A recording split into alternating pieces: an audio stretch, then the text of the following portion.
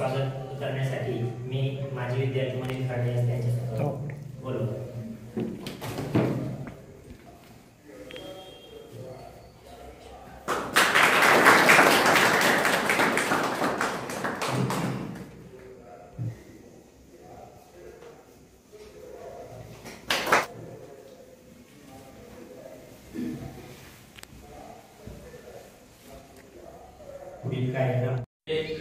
I stand before you to speak on the guiding light of our nation, the Constitution of India. Just as a building needs a strong foundation, a nation needs fundamental rules to govern itself. The Constitution is that supreme law, a monumental document that shapes our democracy and binds our billion diverse people into a united nation. The chief architect, the father of Indian Constitution, Dr. B.R. Ambedkar, he along with other crafted the world's longest and the most detailed written constitution. Initially, it contained 395 articles in 22 parts and 8 schedules. In 1950, now it has over 448 articles and 12 schedules due to amendments. Why Constitution Day is significant? माझी ओळख सरांनीच नितेशने सांगितले. मला वाटतं बऱ्यापैकी जणांना माहीत असेल, नसेल नाही तरी मी सांगतो. मी अरविंद रेड्डी, मी पण आदिवासी एक विद्यार्थी, नंतर आता शिक्षक आणि आता तुमच्या समोर याचं वक्ता म्हणून आलेला आहे. सो तुमच्या मनातला पहिला जो न्यूनगंड असणार आहे की मी डोंगराळ भागात आलोय, आणि की मी सुरू करताना आपल्या भागात सुरू करतो. तुम्हाला कळलं असं माझ्या बोलण्यावर, फक्त हे इथं राहतोय म्हणून तसं आपल्याला बोलावं लागतंय. तुम्ही जर काय म्हणतात तुमच्या मित्रांसोबत वर्गात वगैरे गेला तिथे तुम्ही असंच बोलतो. सो मी टिपिकल आदिवासी आहे आणि मला त्याचा गर्व आहे, हे सगळ्यात पहिल्यांदा.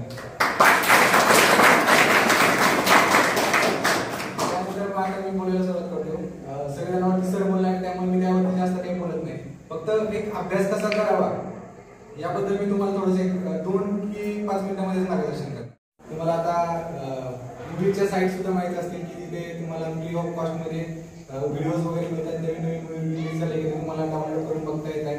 मी हॉस्टेलला राहिलेले विद्यार्थी, मला माहिती आहे हॉस्टेलचे मुलं काय करतात ते. आणि सगळ्यात महत्त्वाचा आपला नेहमीचा प्रश्न, आपण उशीर होणाऱ्या मित्राला सांगायचं माझ्यावरती जेवण काढून ठेव, मी आल्यावरती जेवण करेन. हे सगळ्यांचं रेग्युलर. मीही सेफ द्यायला नाही गेलो, त्यामुळे तुम्ही काही घाबरू नका. मला सगळं माहिती आहे हॉस्टेलला राहणार विद्यार्थी. मी तुम्हाला माहिती असेल राजूला प्रकल्प कार्यालय आहे, तसं गोडेगावला आहे ते अकोले तालुक्यात राजू म्हणून. फॉलो करायचंय. फॉलो करताना तुम्हाला ज्या काही अडचणी येणार असणार आहेत, म्हणजे समजा आता तुम्ही लिहिलं असेल तुमच्या टाइम टेबल की मला सकाळी 6 वाजता उठायचं आहे, 5ला उठायचे दिवस गेले, तुम्ही कोणी उठू शकत नाही.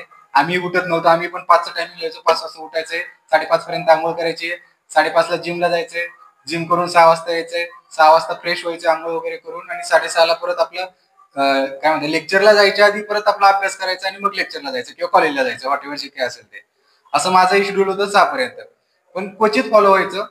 पण तेवढं फॉलो करून सुद्धा आपल्याला सगळं आपलं शेड्यूल फॉलो करून आपल्याला क्लासमध्ये जायचं किंवा वर्गात जायचं, लेक्चरसाठी जायचंय, तर लेक्चरलाही तेवढं कॉन्सन्ट्रेशन राहिलं पाहिजे. नाही तर सकाळी 5ला उठलोय आणि या लेक्चरला झोपा काढतोय किंवा नाश्ता खूप केलाय, असं काही होऊ द्यायचं नाही. त्यामुळे तुमचं टाइम टेबल फॉलो करणं आणि त्याच्यानुसार स्टिक राहणं. एक दिवस तुम्हाला नाही जमणार ते, किंवा एक दिवस मिस होईल, दुसरे दिवस मिस होईल, तिसरे दिवस मिस होईल, पण नंतर तुम्हाला असं परत वाटेल की अरे मी हे तयार केले आणि मीच हे मिस करतोय, तर मी नुसतं इथं खायला आणि राहायला चालूय का? यासाठी पाठवलेलं नाहीये मित्रांनो, हे लक्षात ठेवा. तुम्हाला सगळ्यांना तुमच्या घरापासून एवढं लांब राहतायत, तुम्ही कॉलेजसाठी आलायत, हॉस्टेलला राहतायत, तर तुम्ही काहीतरी शिकून मोठे व्हावं, स्वतःच्या पायावर उभं राहावं आणि येऊन आपला समाज किंवा आपल्या घरच्यांना हातभार लागावा, यासाठी तुम्ही सगळे इथे आलाय. हे सगळ्यांना मान्य आहे? माझी भाषा कळते? हा, बस एवढे गंभीर होऊ नका. खूप सोप्या भाषेत सांगतोय मी, आणि मीही तुमच्यातलाच आहे, त्यामुळे अजिबातही घाबरू नका. तुम्हाला काही वाटलं, कधीही वाटलं तरी मला तुम्ही कॉन्टॅक्ट करू शकता.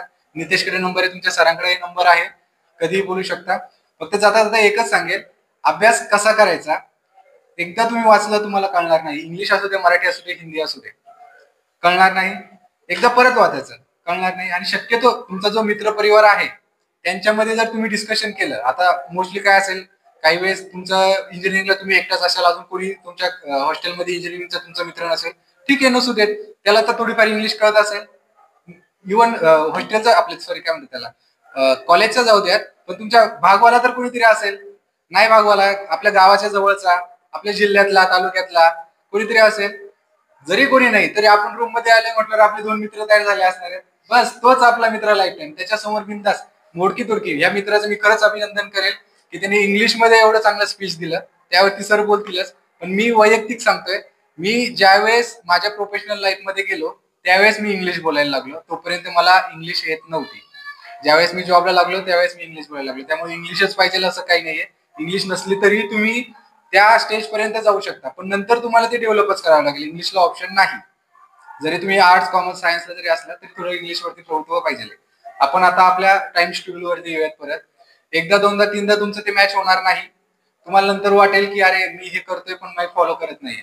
आणि ज्या दिवशी तुम्ही फॉलो करशाल, एक दिवस जरी तुम्ही फॉलो केला की नाही, तुम्ही उठलाच 5ला 5:30ला, तुम्ही जिमला गेलात, आंघोळ केली, ब्रेकफास्ट केलात, लेक्चरला गेलात, लेक्चरला झोपला नाहीत, एक दिवस जरी तुम्ही टाइम टेबल फॉलो केला ना, तुम्हाला संध्याकाळी झोपताना बघा एवढं छान झोप येईल आणि वाटेल की अरे मी काहीतरी वेगळं अचीव्ह केलंय, जरी ते तुमचाच टाइम टेबल असेल तरी.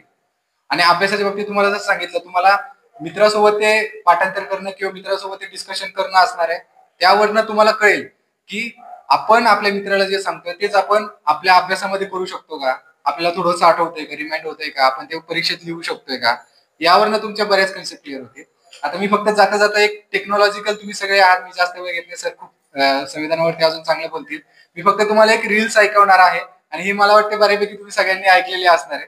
त्यामुळे त्यातनं आपल्याला काय घ्यायचं हे फक्त लक्षात ठेवा, कारण की आपल्या सगळ्या लोकांच्या मनामध्ये हेच असतं की आमच्या वेळेस असं होतं, आमच्या वेळेस तसं होतं, तुम्हाला हे मिळालं. इव्हन तुम्हाला एक बऱ्याच जणांनी ऐकवलं असणार आहे की तुमच्या फॅमिली मेंबरनी की आम्हाला खायला अन्न नव्हतं, घालायला कपडे नव्हते. इव्हन अजूनही सांगत असेल गावाकडे गेल्यावरती. तर फक्त जे काही स्पर्धा परीक्षेची तयारी करतायत किंवा जे काही अभ्यास करतायत त्यांच्यासाठी एक पोलीस भरतीचा एक व्हिडिओ सोशल नेटवर्क आहे, मला वाटतं बऱ्यापैकी जणांनी बघितला असणार आहे. मला वाटतं माझा मोबाईल जावं सगळ्यांनी, तुम्ही फक्त ऐका आणि त्यातनं काय घ्यायचं आणि काय घ्यायचं नाही हे बघा. हसण्याचा भाग आहेच, पण तेवढं एक फक्त ऐकावं असं मला वाटतं सगळ्यांनी. हाच घ्यावा अर्थ. पुन्हा नव्याने उगवता येते जर मनगटात असेल सामर्थ्य. जर मनगटात असेल सामर्थ्य. सरांनी आपल्या भाषणातून विचारांचे सामर्थ्य काय याचे उदाहरण आम्हाला दाखवून दिले. त्याबद्दल त्या मार्गदर्शक शब्दांसाठी परत एकदा सरांचे जोरदार टाळ्या लागले. आता ज्यांचं मनोगत ऐकण्यासाठी तुम्ही आतुरतेने वाट बघताय, आपण सर्वजण वाट बघतोय. आपल्या कार्यक्रमाचे प्रमुख पाहुणे माननीय अध्यक्ष MS खेरनार सर यांना मी मंचावर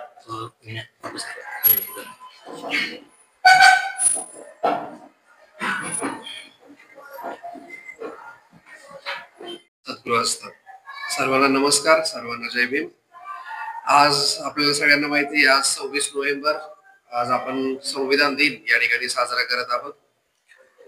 2015 मध्ये केंद्र शासनाने बाबासाहेबांच्या जन्माचे जे काही सिल्वर जुबली, गोल्डन जुबली होती, त्या निमित्ताने सर्व भारतभर बाबासाहेबांचं योगदान काय आहे, त्यांचं आयुष्य काय आहे आणि त्यांनी कशा प्रकारे खडतर आयुष्यातून आपल्या आयुष्याला सुरुवात केली आणि पुढे होऊन भारताचं नवे जगाचं नेतृत्व केलं, ही प्रेरणा मुलांमध्ये जावी यासाठी हा जो दिवस आहे हा सेलिब्रेट करावा, जेणेकरून संविधान निर्माण करताना काय अडचणी आल्या, संविधानाने कुठली कुठली उद्दिष्ट आपल्या समोर ठेवलेली आहे आणि संविधानाला अभिप्रेत असलेला भारत कसा आहे, ह्या गोष्टींची जाणीव येणाऱ्या पिढीमध्ये व्हावी, ह्या अपेक्षेने हा दिवस साजरा करण्याचं आवाहन सर्व शासकीय आणि निमशासकीय कार्यालयांना केलेलं पाहायला मिळतं. आणि त्या दिवसाचं औचित्य धरून आज आपण सर्वजण या ठिकाणी जमलेलो आहोत. सर्वजण फार लांबून या ठिकाणी आलात असं सरांनी मगाशी सांगितलं.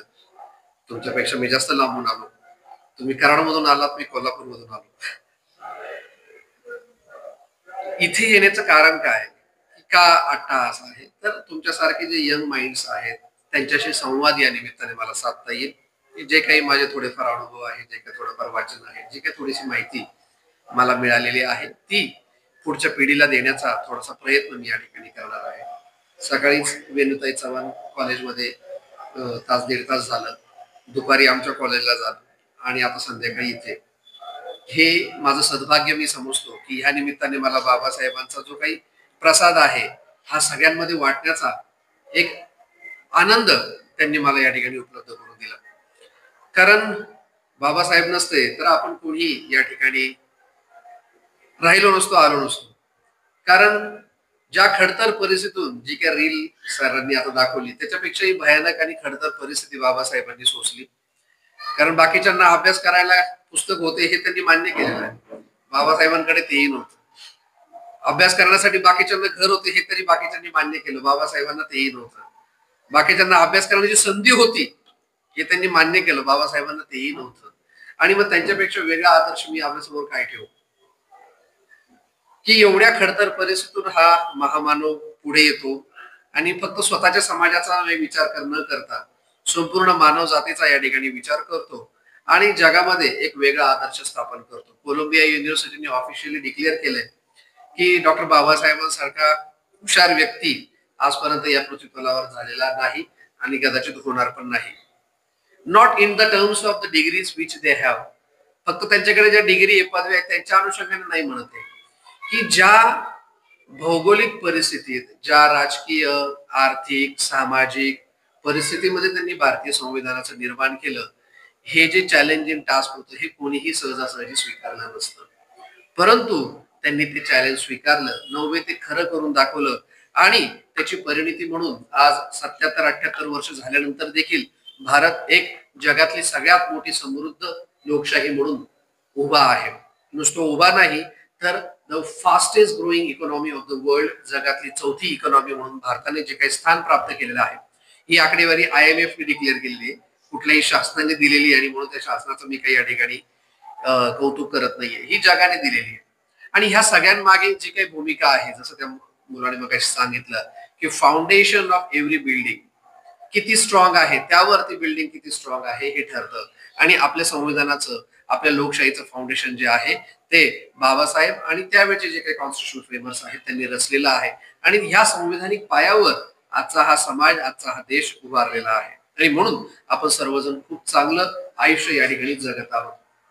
प्रत्येकाला सवय असते आपल्या आयुष्याविषयी तक्रार करण्याची आणि त्या तक्रारीचं गोंडस असं रूप धारण करून त्यालाच आपण गोंजारत बसतो की माझं दुःख किती मोठं आहे, परमेश्वराने माझ्याच वाट्याला किती दुःख मांडून ठेवलेलं आहे आणि माझ्याच बाबतीत परमेश्वर का कठोर झाला, माझ्याच बाबतीत त्यांनी हात आखडता घेतला, असं आपल्याला सगळ्यांना तक्रार करण्याची एक सवय असते.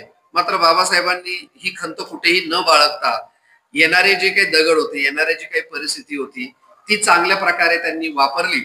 आणि म्हणून मी माझ्या नेहमी भाषणामध्ये सांगत असतो की best investment is the investment in the reading, the best investment the investment in books. पुस्तकांमध्ये जितकी चांगली तुम्ही इन्व्हेस्टमेंट कराल तितका चांगला तुमचा भविष्य असणार आहे, तितकं चांगलं तुमचं रिटर्न असणार आहे. कॉमर्सचे कोणी विद्यार्थी असतील तर त्यांना माहिती आहे, कॉमर्सचा बेसिक नियम आहे, इकॉनॉमिक्सचा बेसिक नियम आहे, start investment early, get the returns early. जितकं चांगलं लवकर तुम्ही इन्व्हेस्टमेंट करायला सुरुवात कराल तितके चांगले रिटर्न्स तुम्हाला मिळतील. आणि मग ही इन्व्हेस्टमेंट कशात करायची आहे, तर ही इन्व्हेस्टमेंट पुस्तकांमध्ये, ज्ञानामध्ये करायची आहे. मी कॉमर्सचा आहे, आर्ट्सचं वाचा, मी आर्ट्सचा आहे, सायन्सचं वाचा. वाचण्याला काहीही मर्यादा नाही, जे जे हातास येईल ते ते वाचावं. याची मर्यादा किंवा याचा आदर्श कोणी घालून दिलाय तर बाबासाहेबांनी. जगात अनेक लोकांनी बंगले बांधले, अनेक लोकांनी आपले आपले राजवाडे उभे केले, मात्र पुस्तकांसाठी घर बांधणारा जगातला एकमेव माणूस म्हणजे डॉक्टर बाबासाहेब. कारण भले मला एक वेळेस राहायला जागा नसेल, मात्र माझ्या पुस्तकांसाठी एक चांगली ग्रंथालय, एक चांगलं घर मला उभारायचं आहे, बाबासाहेबांनी ठरवलं. आणि त्यांनी स्पष्टपणे सांगितलं मी आज जे काही घडलो आहे ते पुस्तकांमुळे मी घडलेलो आहे. शाळेमध्ये शिकत असताना त्यांच्या गुरुजींनी जे काही कृष्णराव किळोस्कर गुरुजींनी त्यांना पुस्तक दिलं भगवान गौतम बुद्धाचं, आणि त्याच्यातून त्यांना एक मंत्र मिळाला, अतत दीप भव, की तूच तुझ्या ज्ञानाचा दिवा आहे आणि त्या ज्ञानाच्या दिव्याच्या प्रकाशात तुझ्या जीवनाची वाटचाल तू करायची आहे. हे ते वाक्य त्यांना त्या पुस्तकामधलं आवडलं. किळोस्कर गुरुजींनीच ते पुस्तक लिहिलेलं होतं आणि ते स्वलिखित पुस्तक त्यांनी बाबासाहेबांना गिफ्ट दिलं आणि त्या पुस्तकातून पुढे बाबासाहेबांची जीवनाची दिशा बदललेली पाहायला मिळते. आणि मीही तुम्हाला माझ्या भाषणाच्या पूर्व भागामध्ये हेच सांगेल की जितकी चांगली इन्व्हेस्टमेंट तुम्ही पुस्तकांमध्ये कराल तितकी जास्त चांगली. मोबाईल आहेत, रील्स आहेत, त्याच्यावर छोट्या छोट्या गोष्टी येतात, सगळे येतं, मात्र ते सगळे टेम्पररी आहे. It is just a time gap arrangement. आणि ह्या टाइम गॅप अरेंजमेंटवर उपलब्ध तुम्ही कधीही अवलंबून राहता कामा नये. कारण एकदा तो मोबाईल हातात घेतला की ती नशा आहे. काल 90 घेतली की आज 90 पचत नाही, मला क्वार्टर लागते. काल क्वार्टर घेतली की आज मला खंबा लागतोय ना, असं काहीतरी म्हणतात, माहित नाही मला. मात्र मोबाईलचं त्याच्यापेक्षा वाईट आहे. काल 10 मिनिटं पाहिला, आज अर्धा तास पाहणार. काल अर्धा तास पाहिला, आज 2 तास कसे गेले माझं मला कळणार नाही. आणि स्क्रीन टाइम हा रोज वाढत जातो. कारण स्क्रीन टाइम काय करतो, तुमचं ब्रेनचा जो अफेक्टिव्ह डोमेन आहे त्याच्यावर अटॅक करतो. आणि मग तुम्हाला कळतच नाही आपण किती वाहत गेलेलो आहे, आपण किती वेळ त्याच्यामध्ये घातलेला आहे. आणि मग बेस्ट वे स्क्रीन टाइम जर कमी करता आला, आणि बेस्ट मी तर असं सजेस्ट करेल की मोबाईल नाहीच वापरला तर काही आयुष्य थांबत नाही. कारण आज जे काय तुमच्या पुढे बोलायला उभं आहे त्याचं सूत्र जर मी म्हणेल तर मोबाईल नव्हता, आणि म्हणून आज तुमच्या पुढे बोलण्यासाठी मला येण्याचं धाडस या ठिकाणी झालं. मोबाईल नसल्यामुळे काय आहे तर पुस्तक आहे, आणि मग पुस्तक वाचत बसा. तर बेस्ट वे मी जर म्हणेल, आणि तुम्ही विद्यार्थी आहे ना, घाटावर कधीतरी संध्याकाळी जाऊन भेटायला हरकत नाही, पण रोज मोबाईलवर बोलण्यात काही अर्थ नाही. समजतंय मी काय बोलतोय ते, आहे ना. रोज तेच तेच काय बोलायचं, जेवली का, आली का, गेली का, भेटली का, इथं भेटू तिथं भेटू.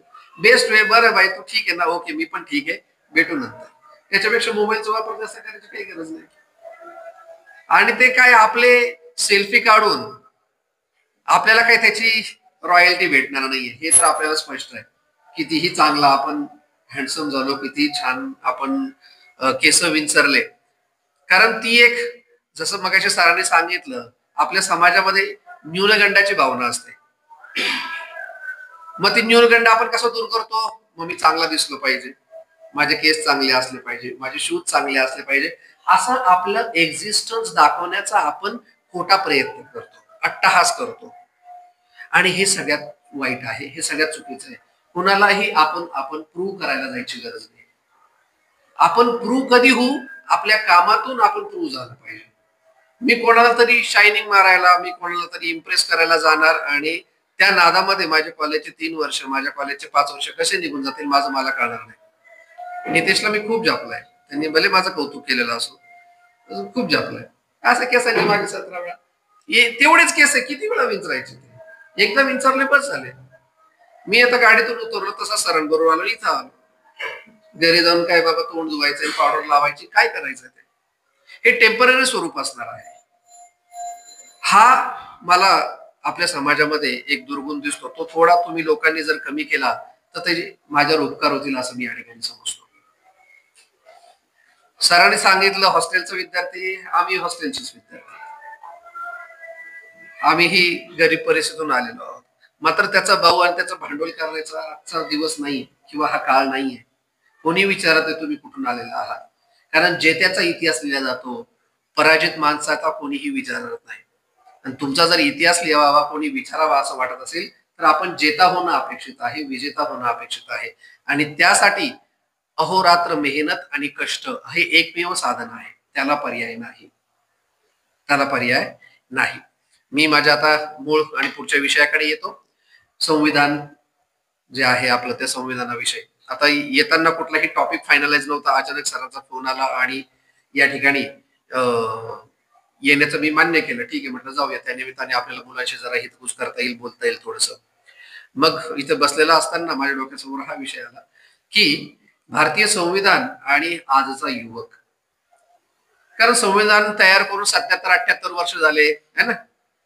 जुने झाल्यानंतर धर्मेंद्र देखील काही कामाचा राहत नाही, तेवढा पुरतं आपल्याला बरं वाटतं, चांगला होता गेला बिचारा. पण त्याचे पिक्चर पाहिला आता काय मी जाणार नाही. आता कोणाचे बघणार, आज कोण आलेलं आहे नवीन मार्केटमध्ये, मग कार्तिक आर्यन आलाय, मग त्याचेच पिक्चर बघणार. समाज आज बघतो, आज माझ्या समोर काय आहे. संविधान निर्माण झालं छान 9 डिसेंबर 1946 पासून ही सगळी प्रक्रिया सुरू झाली. पहिलं अधिवेशन 9 डिसेंबर 1946 ला झालं. 13 डिसेंबरला संविधानाची जी प्रास्ताविका आहे ती प्रास्ताविका पंडित नेहरूंनी वाचून दाखवली. 13 डिसेंबर रोजीच डॉक्टर B.N. नरसिंह राव किंवा बेनगल्ला नरसिंह राव यांची कॉन्स्टिट्यूशनल ऍडवायझर म्हणून अपॉइंटमेंट झाली. त्यांनी संविधानाचा मूळ आराखडा त्या ठिकाणी तयार केला. त्यानंतर 1947 मध्ये आपल्याला स्वातंत्र्य मिळाल्यानंतर संविधान मसुदा समितीची स्थापना झाली. मसुदा समितीचे अध्यक्ष म्हणून डॉक्टर बाबासाहेब आंबेडकर आलेले आहे आणि तो मसुदा जो BN राव यांनी तयार केला तो मसुदा नंतर डॉक्टर आंबेडकरांकडे दिलेला आहे आणि मग आंबेडकरांनी त्याच्यावर पुढे काम केलेलं आपल्याला पाहायला मिळतं. आणि मग पहिला जो ड्राफ्ट आहे हा फेब्रुवारी 1948 मध्ये डिस्प्ले झाला. त्याच्यावर जवळपास 6,000पेक्षा जास्त हरकती आणि सूचना नोंदवण्यात आल्या. त्याच्यातल्या 3,000पेक्षा जास्त सूचनांचा अंतर्भाव आपल्या संविधानामध्ये करण्यात आला. 1935चा जो काही गव्हर्नमेंट ऑफ इंडिया ऍक्ट आहे त्या गव्हर्नमेंट ऑफ इंडिया ऍक्टचं बरंचसं म्हणजे 40% भाग त्या ऍक्ट मधून आपण आपल्या संविधानामध्ये घेतलेला आहे. त्याचबरोबर जगात जे जे चांगलं आहे, कारण भारताचं संविधान निर्माण करत असताना एक गोष्ट चांगली झाली की जगाचं संविधान देखील निर्माण होत होतं. म्हणजे युनायटेड नेशनचं देखील संविधानाचं निर्माण चालू होतं. ऑक्टोबर 1945 मध्ये युनायटेड नेशनची स्थापना झाली आणि त्यानंतर लागलीच युनायटेड नेशन चार्टर निर्माण करण्याचं काम सुरू झालं. कारण 1946 म्हणजे हा दुसऱ्या महायुद्धाचा काळ आहे, लक्षात घ्या. आणि मग या दुसऱ्या महायुद्धाच्या काळामध्ये एक तत्व असं ठरवण्यात आलं की कुठल्याही देशाला आपण गुलाम ठेवायचं नाही. आणि जर गुलाम ठेवलं नाही तरच खऱ्या अर्थाने आपण जगाची एक सत्ता म्हणून, जगाचं एक केंद्र म्हणून समोर येऊ शकतो. आणि मग अशी चर्चा विन्स्टन चर्चिल आणि अमेरिकेचे रुझवेल्ट यांच्यामध्ये झाली. पॅसिफिक पीस कॉन्फरन्स त्याला आपण म्हणतो. आणि त्याच्यातून पुढे आलं युनायटेड नेशनची स्थापना. बरं, ही स्थापना केली कशासाठी? आणि त्या स्थापनेचं मूळ उद्दिष्ट होतं मानवाधिकारांची सुरक्षा. कारण दुसरं महायुद्ध अनेक देशांमध्ये झालं, मित्र देश आणि शत्रू देश. मात्र त्याच्यामध्ये कोण जास्त गेला असेल तर त्याच्यामध्ये सर्वसामान्य माणूस भरडला गेलेला आहे. जे सैनिक आहेत ते सैनिक मृत्युमुखी पडलेले आहेत, त्यांच्या घरच्यांचं नुकसान झालेलं आहे.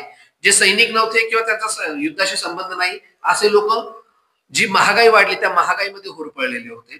भारताचे जवळपास 2 कोटीपेक्षा जास्त सैनिक त्या ठिकाणी कामी आले किंवा मारले गेले. आणि ह्या सगळ्या पार्श्वभूमीवर एक लक्षात आलं की आपण कुठे जात आहोत.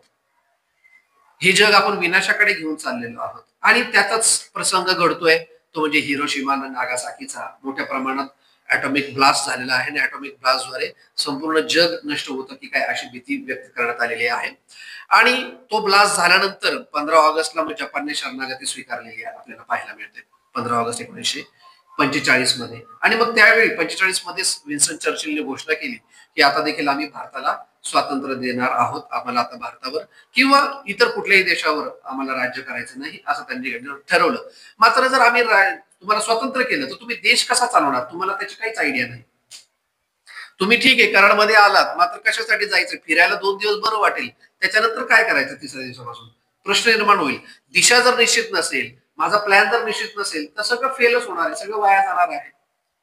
आणि मग असं नजरेस आलं की जर स्वातंत्र्य दिलं तर स्वातंत्र्यानंतर देश कसा चालवावा यासाठी तुमच्याकडे काय पाहिजे? तर संविधान पाहिजे. संविधान म्हणजे काय?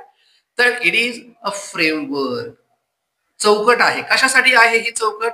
तर ज्या ज्या वेगवेगळ्या शासन व्यवस्था आहेत त्या शासन व्यवस्थांनी कसं वागावं, कसं वागू नये, डूज अँड डोंट्स. आपण जनरली पेट्रोल पंपावर जातो आणि तिथे दिलेलं असतं काय करावं आणि काय करू नये. तर हे करा, हे करू नका. जनरली माणूस या 2च नियमांमध्ये बांधला गेलेला आहे, काय करायचं आणि काय नाही करायचं. विद्यार्थी दशेत असताना काय माहित पाहिजे की मी काय नाही करायचं. आणि ज्यावेळी आपण एखादा लीडर होऊ किंवा ज्यावेळी आपण एखादा ऑफिसर होऊ त्यावेळी मी काय करायचं हे माहित असलं पाहिजे. आणि त्यामुळे हे कोण ठरवणार काय करायचं आणि काय नाही? एका बाजूला काँग्रेस आहे, दुसऱ्या बाजूला मुस्लिम लीग आहे, बाबासाहेबांची रिपब्लिकन पार्टी आहे, अनेक साऱ्या पार्टीज आहेत. आणि मग त्या ठिकाणी माउंट बॅटनने आपला कॅबिनेट मिशन प्लॅन डिक्लेअर केलेला आहे की कॅबिनेट मिशन प्लॅनच्या अंतर्गत आपण जनरल इलेक्शन घेऊया. आणि जनरल इलेक्शन मधून कशासाठी? तर संविधान सभेची आपण निर्मिती करूया. आणि संविधान समिती त्या ठिकाणी तयार झालेली आपल्याला पाहायला मिळतात. बाबासाहेब RPI गटाकडून काँग्रेसच्या विरुद्ध मुंबईमधून उभे होते. काँग्रेसने त्यांना तिथं पाडलं. बाळासाहेब खेर त्या ठिकाणी निवडून आले. आणि मग पुन्हा गरज भासली की मुस्लिम लीग जर वेगळी झाली तर भारताची दिशा कोण चालवणार? बहुजन समाजाचा नेता कोण? आणि मग बाबासाहेबांना पुन्हा पश्चिम बंगालमधून उमेदवारी देण्यात आली आणि त्यांना या संविधान सभेवर घेण्यात आलं. बाबासाहेब संविधान सभेवर आलेले आहेत. आणि मग त्यांचं 5 मिनिटाचं भाषण त्यांना अलॉट केलेलं होतं. प्रत्येक पार्टीला ठराविक वेळ दिलेला असतो. सेंट्रल हॉलमध्ये आम्ही गेलो होतो. तू होता का रे नितेश? नाही. आता ट्रिप घेऊन गेलो तुम्ही 40 विद्यार्थ्यांची. त्या संविधान सभेला आम्ही नतमस्तक झालो जिथे बाबासाहेब बसले होते तिथे. आणि मग संविधान सभेमध्ये बाबासाहेब बोलायला उभे राहिले. 5 मिनिटाची वेळ दिली होती. बघता बघता 45 मिनिटं होऊन गेले आणि सर्व सभागृह थक्क झालं. अरे बापरे, हा माणूस जेवढा हुशार आहे त्याच्यातला 1% देखील आपल्या कोणाकडे नाही, ही जाणीव सगळ्या सभेला झाली. आणि मग बाबासाहेबांचा संविधान समितीचे मसुदा समितीचे अध्यक्ष म्हणून पुढे फेब्रुवारी 1948 मध्ये नियुक्ती झालेली पाहायला मिळते. त्यापासून साधारणपणे 2 वर्ष 11 महिने 18 दिवसाचा कालावधी त्या ठिकाणी लागलेला आहे. संविधान तयार झालेलं आहे. सुरुवातीला हँड रिटन कॉन्स्टिट्यूशन आहे आपलं. इंग्लिश आणि हिंदी मध्ये त्याच्या प्रती तयार करण्यात आलेल्या आहेत. रवींद्रनाथ टागोरांचा जो काही आश्रम आहे तिथल्या शिक्षकांनी ते लिहून काढलेलं आहे. छान त्याला कॅलिग्राफी केलेली आहे. भारताचा जो काही एथॉस आहे, आपली जी काही परंपरा आहे आणि खास करून जी काही आपली आदिवासी परंपरा आहे, ह्या परंपरेचं चित्रण त्या संविधानाच्या मूळ प्रतीवर केलेलं पाहायला मिळतं. आणि त्यामुळे सरांनी जसं सांगितलं की आदिवासी असणं हा काही गुन्हा नाहीये, कुठलाही न्यूनगंड असण्याचं काम नाहीये.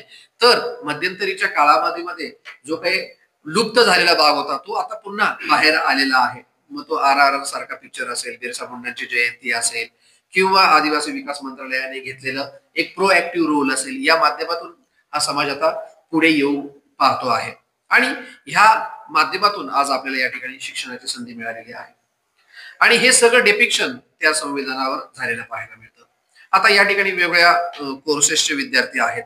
कोणी कॉमर्स आहे, कोणी नर्सिंग आहे, कोणी इंजिनिअरिंग आहे, फार्मसी आहे ना, आय होप वेगळ्या ठिकाणचे असणार. त्यामुळे संविधान माहित नाही असं समजून मी थोडस बेसिक त्याच्याविषयी सांगतो आणि मग युवकांची भूमिका काय असली पाहिजे ते सांगतो. संविधानामध्ये सुरुवातीला ज्यावेळी ते अडॉप्ट केलं, सुरुवातीला 395 आर्टिकल, 8 शेड्युल्स आणि 22 पार्ट्स त्याच्यामध्ये होते. आता काळाच्या ओघामध्ये साधारणपणे 78 वर्ष त्याला झालेले आहे. संविधानाला आतापर्यंत 130 अमेंडमेंट झालेले आहेत. त्याच्यामध्ये 425 पेक्षा जास्त आर्टिकल्स, 12 शेड्युल्स आणि 24 पार्ट्स त्या ठिकाणी तयार केले गेले आहे. म्हणजे पार्ट्स म्हणजे काय की एखादं सेग्रिगेशन त्या ठिकाणी केलेलं आहे. जसं पहिली बिल्डिंग, दुसरी बिल्डिंग, तिसरी बिल्डिंग आहे ना, असं आपण करतो. इथे पार्किंग असलं पाहिजे, इथे गार्डन असलं पाहिजे, इथे वृद्धांसाठी सोय, असं जसं आपण करतो पार्ट करतो तसं संविधानामध्ये काही पार्ट करून ठेवण्यात आले आहे. म्हणजे काही पार्ट सांगतात की लोकशाही कशी असली पाहिजे, काही पार्ट सांगतात की केंद्र शासन कसं असलं पाहिजे, काही पार्ट सांगतात राज्य शासन कसं असलं पाहिजे. ह्या वेगवेगळ्या प्रकारच्या शासन व्यवस्था ह्या संविधानामध्ये निर्माण केल्या गेलेल्या आहेत. त्याचबरोबर ह्या शासन व्यवस्थेने कसं वागायचं याच्या संदर्भात काही नियमावली तयार केली गेलेली आहेत. त्याच्यामधले 3 महत्वाचे पार्ट्स मी या ठिकाणी घेऊ इच्छितो. तो म्हणजे part 3 that is fundamental right, मूलभूत हक्क. Part 4 directive principles of state policy किंवा राज्य शासनाचे मार्गदर्शक तत्व. आणि part 4A that is fundamental duties. हे 3 या ठिकाणी मी महत्वाचे डिस्कस करणार आहे. तर पहिला आहे तो म्हणजे आपला मूलभूत अधिकार किंवा मूलभूत हक्क. जी काही आपली ब्रिटिशांशी असलेली लढाई होती, जी काही असलेली आपली आत्ताच्याही काळात असलेली लढाई आहे, ती अधिकारासाठी आहे. की माझा अधिकार कुठेतरी डावलला जातोय, माझा जगण्याचा जो काही अधिकार आहे तो कुठेतरी डावलला जातोय. हा प्रश्न अतिशय ज्वलंतपणे त्या ठिकाणी उभा करण्यात आला, उपस्थित करण्यात आला. मूळ म्हणजे थोडस आपण मुळाशी जाऊया आणि मग अधिकारांकडे येऊ. अधिकार म्हणजे काय हेच त्यावेळी डिफाईन केलेलं नव्हतं. अधिकार नुसतं आपण राईट्स म्हणतो. अधिकार म्हणजे काय, तर अधिकार म्हणजे उपजात असलेलं जे स्वातंत्र्य आहे त्या स्वातंत्र्याची ज्यावेळी राज्य शासनाकडून किंवा कायद्याकडून दखल घेण्यात येते, कायद्याकडून त्याचं संरक्षण मान्य करण्यात येतं, त्यावेळी आपलं असलेलं मूलभूत स्वातंत्र्य हे अधिकारांमध्ये रूपांतरित होतं. फॉर एक्झाम्पल, मला ह्या रस्त्यावर चालण्याचं स्वातंत्र्य आहे, बेसिक आहे, मला पाय आहे तर मी जाऊ शकतो. पण एखादा विद्यार्थी आला, तो आधी विचारतो may I come in sir. मग whether to allow that student inside the room or not it is my description. तो चालू शकतो, त्याला स्वातंत्र्य आहे, पण आत यायचं का नाही हा अधिकार नाही. That is the difference between liberty and right, किंवा स्वातंत्र्य आणि अधिकारांमधला हा फरक आहे. अधिकार कोणीतरी मान्य करावे लागतात. स्वातंत्र्य जन्मत आहे. जन्माला आलं, आपण रडायला लागलो, आईने दूध पाजलं. जन्माला आलो, थंडी वाजायला लागली, बापाने छानपैकी आपल्याला कपडे बिपडे घेऊन दिले, आहे की नाही. हे काय आपल्याला मागावे लागले का, नाही. हे स्वातंत्र्य. जन्माला येताना जे सहज जन्माला येतं त्याला स्वातंत्र्य असं म्हणतात, त्याला फ्रीडम असं म्हणतात. आता अर्थात फ्रीडम ही देखील एक पॉलिटिकल कन्सेप्ट आहे. फ्रीडम, जसं किंगडम म्हणजे राजाच्या राज्यामध्ये राहणारे लोक, किंगडम. जिथे राजा नाहीये, जिथे सगळे लोक फ्री आहे. फ्री कसे? बाय बर्थ, त्याला फ्रीडम, त्याला स्वातंत्र्य असं म्हटलं गेलेलं आहे. इंग्लंडमध्ये त्याला फ्रीडम म्हटलं गेलेलं आहे कारण तिथं राजाचा राज्य आहे किंवा होतं. आणि अमेरिकेमध्ये त्याला लिबर्टी असं म्हटलं गेलेलं आहे. That is statue of liberty त्या ठिकाणी स्थापन केलं. टू लिबरेट, एखाद्या गोष्टीपासून मुक्त होणे म्हणजे त्याला लिबरेट आणि लिबर्टी त्याच्यापासून पुढे आलेला आहे. किंवा आजही लिबरल पक्ष अमेरिकेमध्ये काम करताना दिसतो.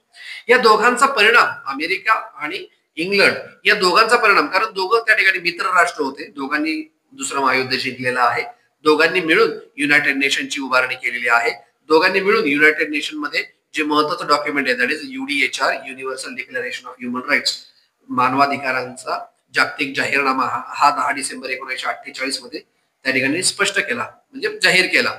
आणि तो 10 डिसेंबर आपण जागतिक मानवाधिकार दिन म्हणून साजरा करतो.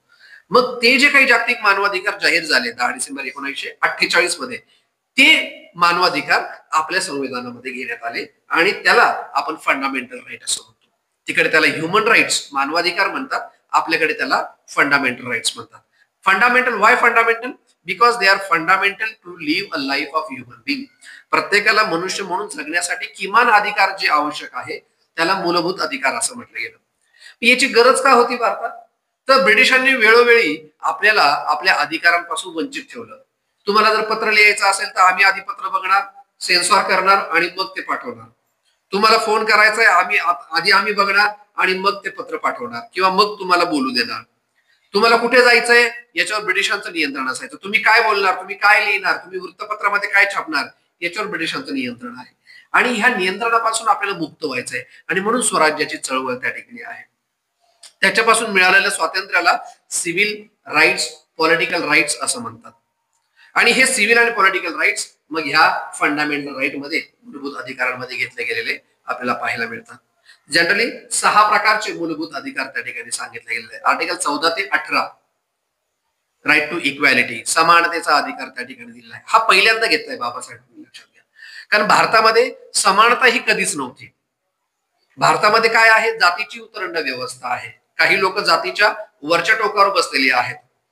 मग ब्राह्मण, क्षत्रिय, वैश्य आणि शूद्र समाजाची अशी उतरंड व्यवस्था त्या ठिकाणी निर्माण केली गेलेली आहे. ब्राह्मण हा समाजाचा मोठा नेता समजला गेलेला आहे. क्षत्रिय समाजाला संरक्षण करणारा समजला गेलेला आहे. वैश्य आहे त्या समाजाचं भरण पोषण करणारा जो व्यक्ती आहे, जो समाज आहे, त्याला वैश्य समजलं गेलेला आहे. आणि शूद्र जो या समाजाची सेवा करतो त्याला शूद्र समजलं गेलेलं आहे. बाबासाहेबांनी हू वेअर शूद्राज मध्ये छान त्याची मांडणी केलेली आहे. जमलं कधी तर वाचा, छोटस पुस्तक आहे, छान आहे. परंतु ह्या शूद्रांना कधीही मनुष्य म्हणून समजलं गेलं नाही. वरच्या ज्या 3 समाजातले स्तर आहेत, या समाजातल्या स्तरांची सेवा करण्यासाठी म्हणून शूद्र आलेले आहेत, असा त्या ठिकाणी भाव मनुस्मृती आणि तत्सम काही पुस्तकांमध्ये वाचायला पाहायला मिळतो. आणि म्हणून बाबासाहेबांनी वैतागून शेवटी मनुस्मृती जाळली.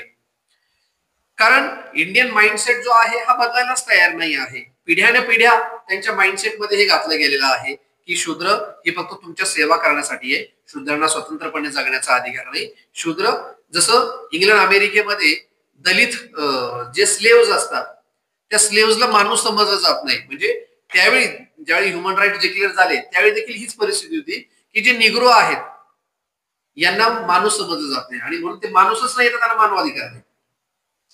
जर ते माणूसच नाही तर त्यांना मानवाधिकार नाही. ते कोण आहेत? ते स्लेव्स आहेत. त्यांची खरेदी विक्री होऊ शकते, त्यांचा व्यवसाय होऊ शकतो. They were considered as a property. त्यांना एक वस्तू म्हणून त्या ठिकाणी संबोधलं गेलेलं आहे, माणूस म्हणून नाही. आणि मग नंतर नेल्सन मंडेला आलेले आहेत. नेल्सन मंडेलांनी मोठी त्या ठिकाणी भूमिका मांडलेली आहे. नंतर मार्टिन ल्युथर किंग आलेले आहेत, सिनियर आणि ज्युनियर. त्यांनी मग ह्या निग्रो लोकांसाठी भूमिका मांडलेली आहे आणि मग त्यांना पुढे ह्युमन राईट्स, मानवाधिकार उपलब्ध झालेले आहेत. त्याचीच प्रेरणा घेऊन मग इकडे 1857 पासून आपल्याकडे चळवळ उभी झालेली आहेत. महात्मा फुले पुढे आलेले आहेत आणि महात्मा फुल्यांनी हे देखील मनुष्य आहेत, मग ते स्त्रिया असतील, शूद्र असतील, दलित समाजातले असतील, यांना देखील मनुष्य म्हणून जगण्याचा अधिकार आहे हे पहिल्यांदा त्या ठिकाणी मांडणं सुरू केलं. आणि त्यांना देखील शिक्षणाचा अधिकार मिळाला पाहिजे, चांगलं जगण्याचा अधिकार मिळाला पाहिजे, चांगला आरोग्याचा अधिकार मिळाला पाहिजे, हे त्या ठिकाणी त्यांनी मांडायला सुरुवात केली.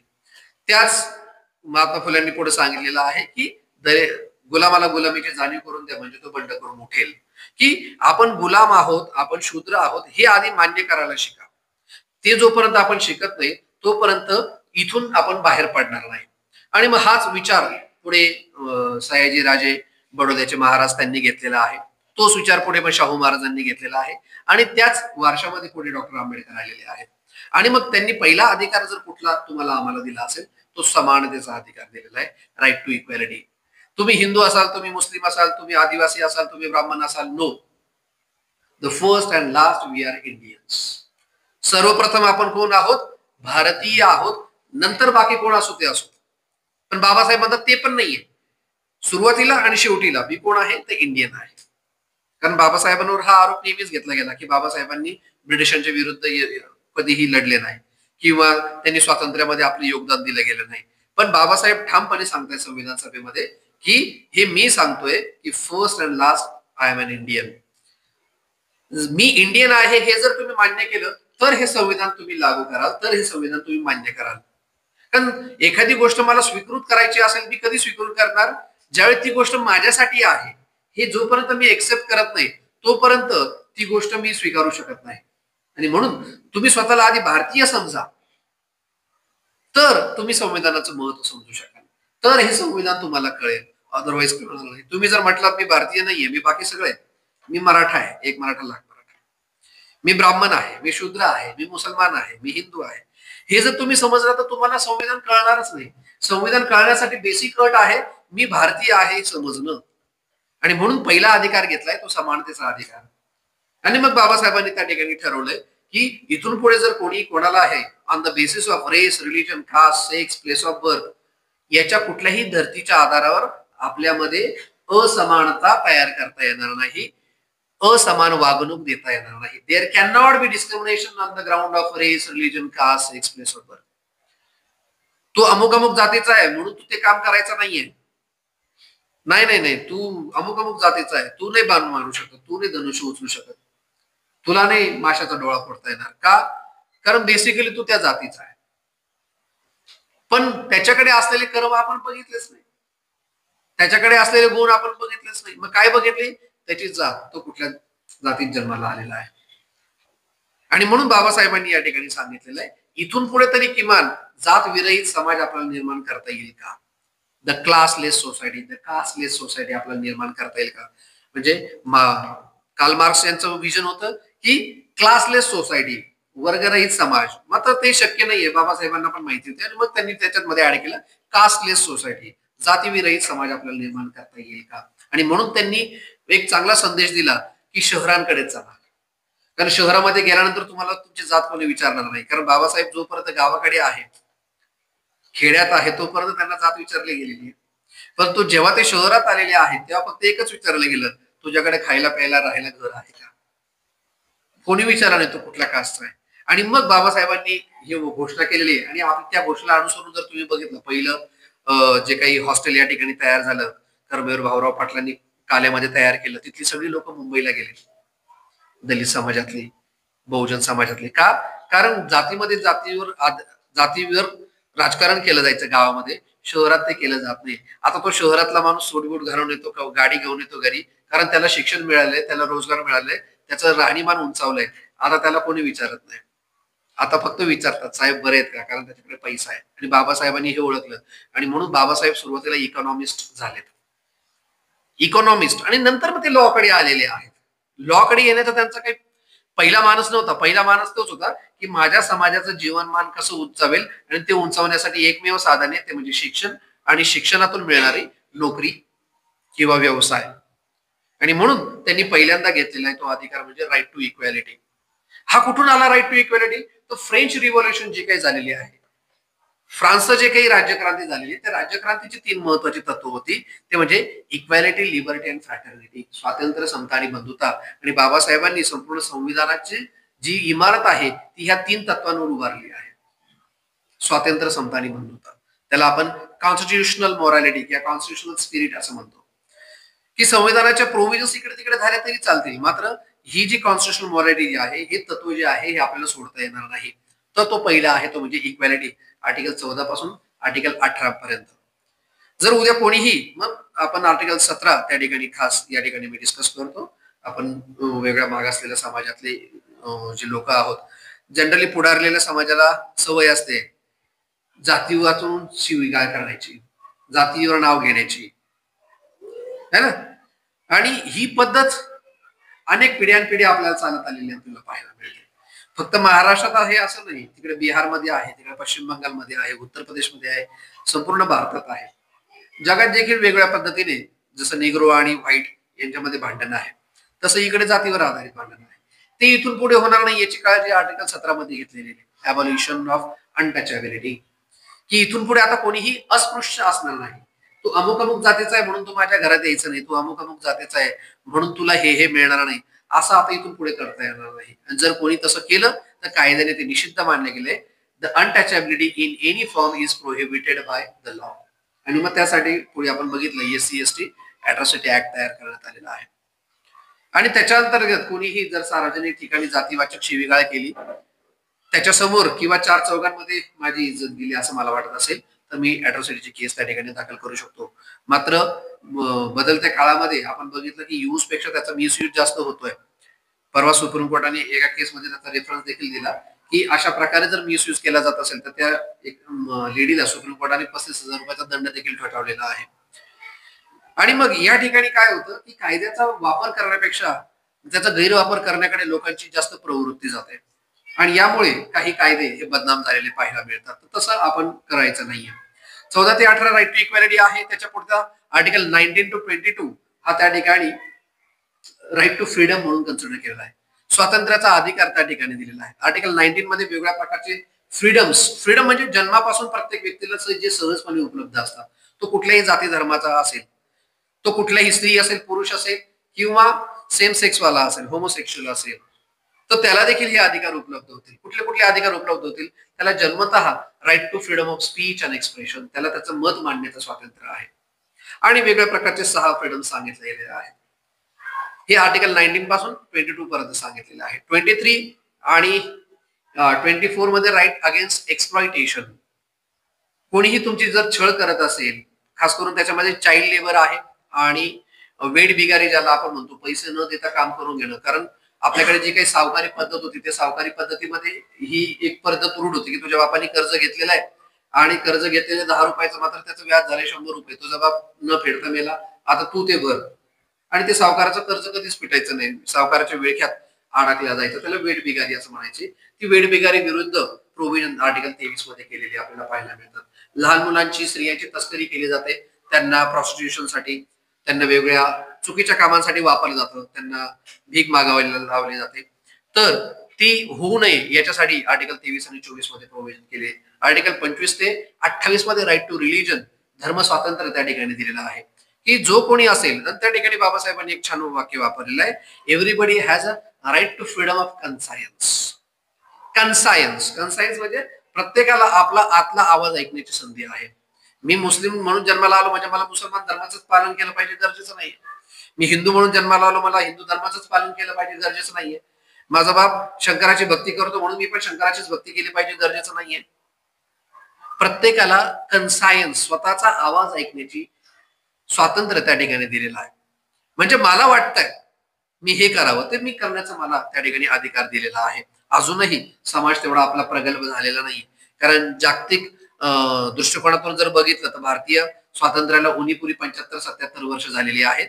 आणि डेमोक्रेसीच्या भाषेमध्ये, पॉलिटिकल सायन्सच्या भाषेमध्ये भारत अजून बाल्यावस्थेत आहे. लोकशाहीच्या अजून भारत लोकशाहीच्या बाल्यावस्थेत आहोत. कारण अमेरिका वगैरे जर बघितलं आपण 350-400 वर्ष झाले. 1789 मध्ये त्यांचा फ्रीडम राईट्स आलेले आहेत. आपण अजून आता 1947 मध्ये मिळवलेले आहेत. त्याच्यामुळे आपल्या लोकशाहीच्या दृष्टिकोनातून बराच पल्ला गाठायचा आहे. त्याच्यामुळे कन्सायन्स हा आपल्याकडे फारसा डेव्हलप झालेला नाहीये.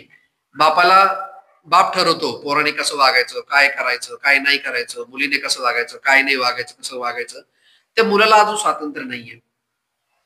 तर हे स्वातंत्र्य ज्या दिवशी आपल्याकडे प्राप्त होईल, त्या मुलाला स्वतः एक सेपरेट एक्झिस्टन्स ज्यावेळी मान्य केलं जाईल, त्यावेळी खऱ्या अर्थाने कन्सायन्स हा जन्माला आला असं म्हणता येईल. थोडी मोठी कन्सेप्ट आहे, थोडक्यात घेऊन पुढे जातो. मग 25 ते 28 मध्ये धर्म स्वातंत्र्य त्या ठिकाणी दिलेलं आहे. 29 मध्ये कल्चरल आणि एज्युकेशनल राईट्स त्या ठिकाणी दिलेले आपल्याला पाहायला मिळतात की जे मायनॉरिटी आहेत, तर मायनॉरिटी म्हणजे काय, स्टेट वाईज मायनॉरिटी आहे. फॉर एक्झाम्पल महाराष्ट्रामध्ये जर हिंदू मेजॉरिटी असेल तर मुस्लिम मायनॉरिटी आहे. मराठी बोलणारे लोक जास्त असतील आणि उर्दू बोलणारे लोक कमी असतील तर उर्दू भाषा ही मायनॉरिटीमध्ये आहे. म्हणजे लिंग्विस्टिक आणि रिलिजियस दोन प्रकारची मायनॉरिटी त्या ठिकाणी सांगितली गेलेली आपल्याला पाहायला मिळते. मग कदाचित महाराष्ट्रात मुस्लिम हा मायनॉरिटीमध्ये असेल, पश्चिम बंगालमध्ये गेलात किंवा काश्मीरमध्ये गेलात तर कदाचित मुस्लिम हा मेजॉरिटीमध्ये आहे आणि हिंदू मायनॉरिटीमध्ये आहे. तर minority changes as per the state. State is the unit to count the minority status. त्या स्टेटनुसार ते बघायला पाहिजे असं सुप्रीम कोर्टाने काही न्यायनिवाड्यांमध्ये सांगितलेलं आपल्याला पाहायला मिळतं. त्यानंतर पुढे जो महत्वाचा अधिकार आहे तो म्हणजे आर्टिकल 32. ह्या कुठल्याही मूलभूत अधिकारांचं जर उल्लंघन झालं असं मला वाटतंय तर मी थेट सुप्रीम कोर्टामध्ये पिटिशन दाखल करू शकतो. त्याला म्हणायचं रिट ज्युरिस्डिक्शन किंवा राईट टू कॉन्स्टिट्युशनल रेमेडी. या कुठल्याही मूलभूत अधिकारांचं जर उल्लंघन झालं असं मला वाटत असेल तर थेट मी सुप्रीम कोर्टात पिटिशन दाखल करू शकतो. आणि पिटिशन दाखल करण्यासाठी कुठलाही स्पेसिफिक फॉर्मॅटची गरज नाही. ह्या आर्टिकल 32 पुढं सुप्रीम कोर्टाने काही केसेसमध्ये, खास करून Sunil Batra versus Delhi jail administration या केसमध्ये, त्या दिल्लीच्या जेलमधून एका व्यक्तीने पोस्ट कार्ड फक्त सुप्रीम कोर्टाला पाठवलं चीफ जस्टिसच्या नावाने. ते पोस्ट कार्ड हे रिट पिटिशन म्हणून डिक्लेअर केलं गेलं, ट्रीट केलं गेलं आर्टिकल 32 खाली. पोस्ट कार्ड साधं की जेलमध्ये आम्ही आहोत आणि आमच्यावर असा असा अन्याय अत्याचार होतोय तर तू कृपया तो दूर करण्यात यावा. आणि सुप्रीम कोर्टाने ते पोस्ट कार्ड रिट पिटिशन म्हणून ट्रीट केलं. किंवा आरे कार्ड शेअर प्रकल्प झाला. आरेमध्ये मुंबईमध्ये मेट्रोची जागा मिळवण्यासाठी अनेक झाडं तोडली गेली. तिथल्या लॉच्या विद्यार्थ्यांनी, सेकंड इयरच्या विद्यार्थ्यांनी सुप्रीम कोर्टाला पत्र लिहिलं असं गेलंय. ते पत्र रिट पिटिशन म्हणून ट्रीट केलं गेलं. त्याला नाव दिलं पब्लिक इंटरेस्ट लिटिगेशन, PIL, जनहित याचिका. हा शब्द तुम्ही बऱ्याच ठिकाणी ऐकला असेल. तर ही जनहित याचिका त्या ठिकाणी दिली गेली की त्याच्यामध्ये समाजाचं काहीतरी हित आहे असं जर वाटत असेल तर सुप्रीम कोर्ट त्याच्यामध्ये इंटरफिअर करतं आणि योग्य तो न्याय देण्याचं काम त्या ठिकाणी करतं. हा आहे पार्ट 3 किंवा मूलभूत अधिकारांचा भाग. ज्यावेळी संपूर्ण संविधान तयार झालं त्यावेळी बाबासाहेबांना विचारलं गेलं की तुमचं आवडतं आर्टिकल कोणतं आर्टिकल तुम्हाला असं वाटतं की जास्त महत्वाचं आहे. आणि बाबासाहेबांनी सांगितलं it is article 32. According to him article 32 is the heart and soul of the constitution. संविधानाचा आत्मा काय असेल तर तो आर्टिकल 32 आहे.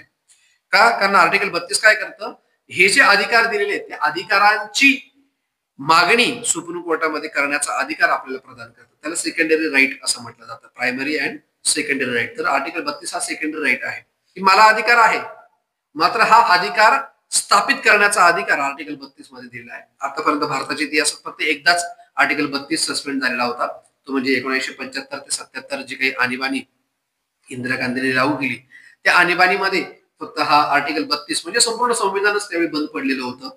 आणि पुन्हा 23 मार्च 1975 ते 26 जून 1977 असे जे काही आणीबाणीचा कालावधी होता त्या कालावधीमध्ये हा अधिकार किंवा संपूर्ण संविधान बंद पडलेलं होतं.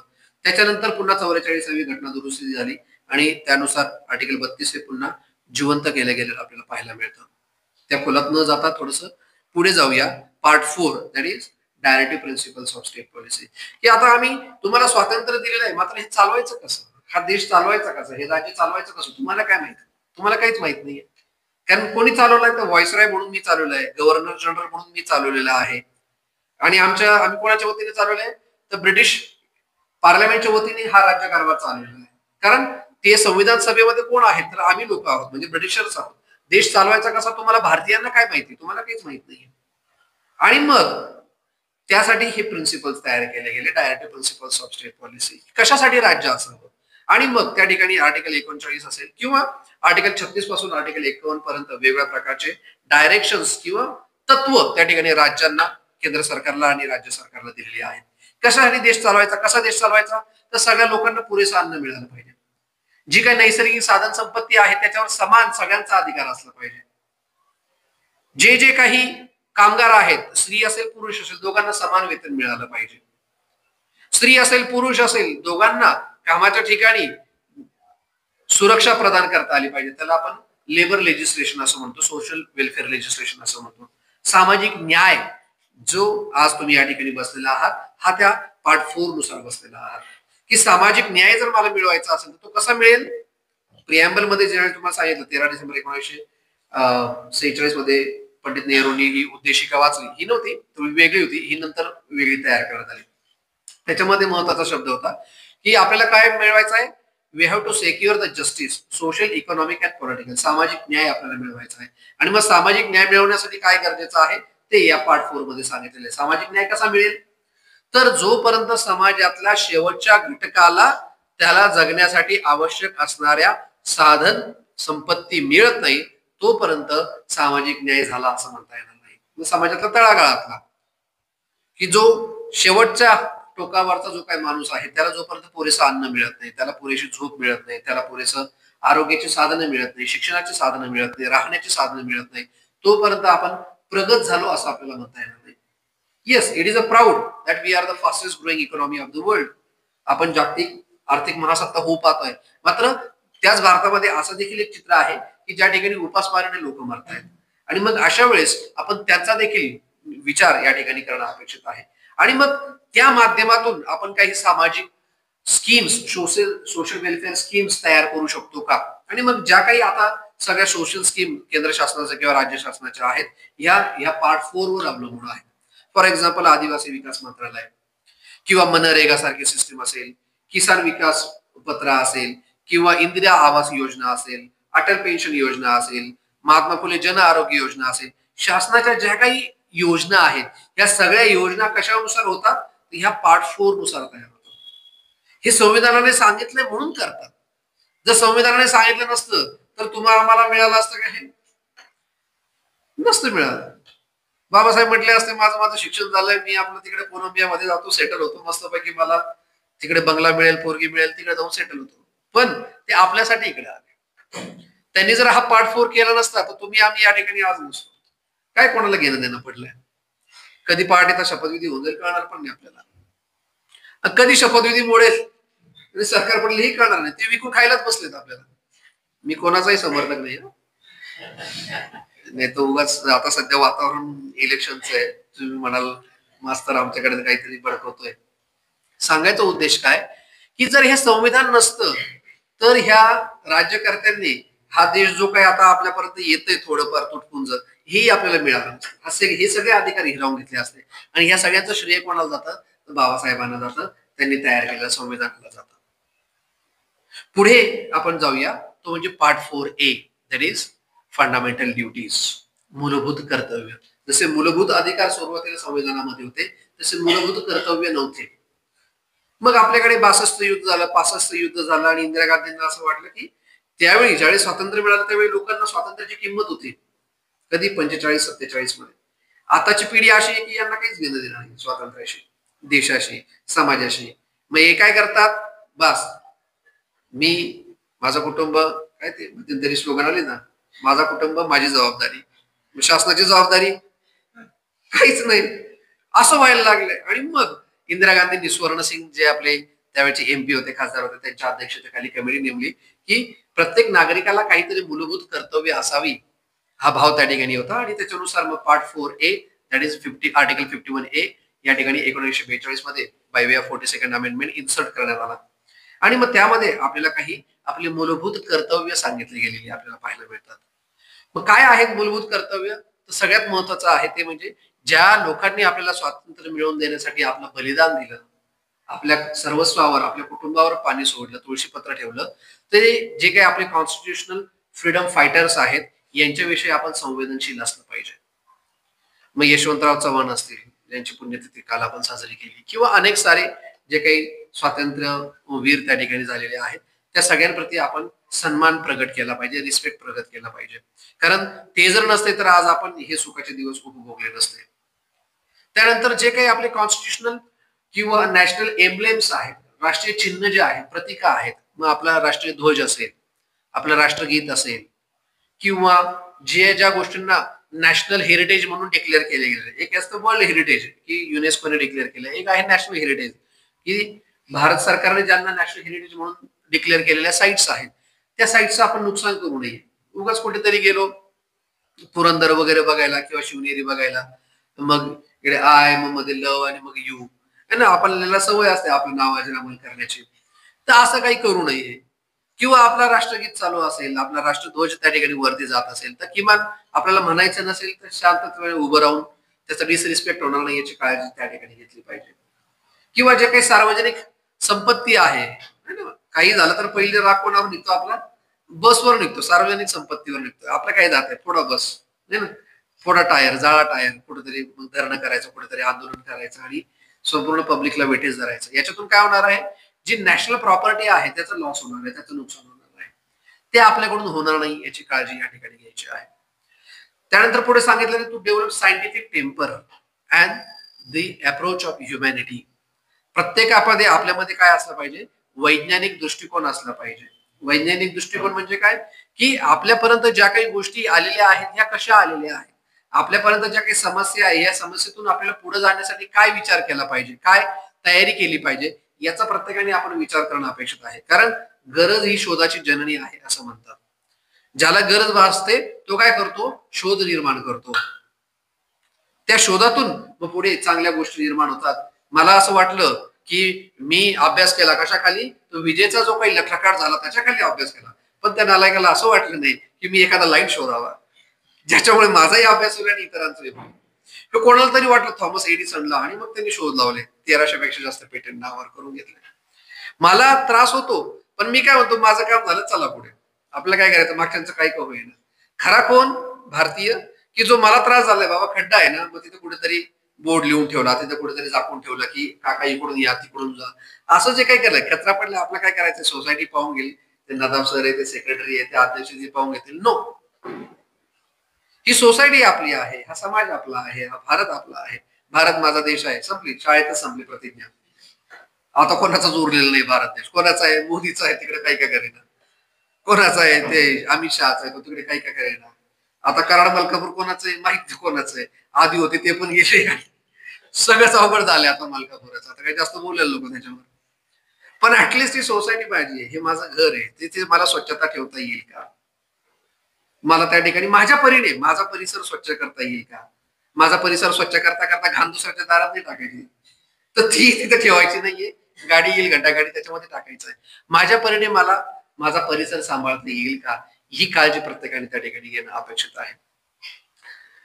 त्यानंतर पुढचा आहे तो म्हणजे चांगल्या शिक्षणाच्या संधी निर्माण करून देणं. हा नंतर राईट टू एज्युकेशन ऍक्ट ज्यावेळी आला त्यावेळी 11वी फंडामेंटल ड्युटी त्याच्यामध्ये ऍड केली गेली, की प्रत्येक पालकाचं हे कर्तव्य आहे की त्यांनी आपल्या मुलांना चांगलं आणि योग्य शिक्षण देणं.